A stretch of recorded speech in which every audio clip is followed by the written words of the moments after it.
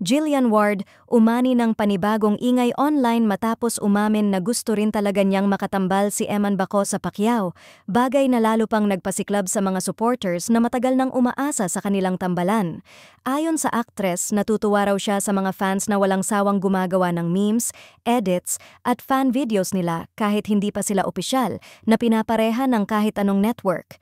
Mula sa simple raw na admiration, lumalaki na ang paniniwala ng mga netizens na may natural na chemistry ang dalawa kahit pa sa mga candid clips at iilang encounters pa lang sila nakita nang magkasama.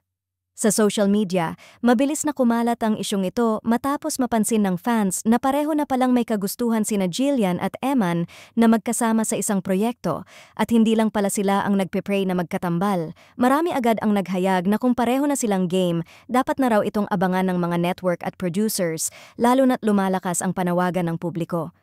Ayon sa mga supporters, hindi raw pangkaraniwan ang ganitong senaryo kung saan parehong bukas at excited ang dalawang artista, even bago pa man magkaroon ng audition, script reading o kahit teaser man lang.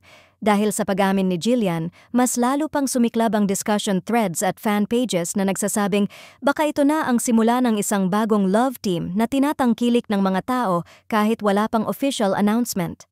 Nagmistulang confirmation para sa marami ang pahayag ng aktres at ngayon ay mas agresibo na ang mga taga-suporta sa paghikayat sa mga network na bigyan ng romantic drama, youth series o kahit special collaboration sina Eman at Jillian. Sa gitna ng patuloy na pag-angat ng isyong ito, malinaw na lumalawak ang anticipation. Kung pareho na silang willing, bakit daw hindi pa ibigay ang tambalang matagal nang hinihintay ng fans?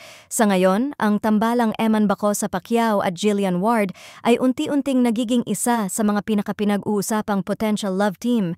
Isang pairing na tila nabuo ng fans pero sinusuportahan na mismo ng dalawang artista.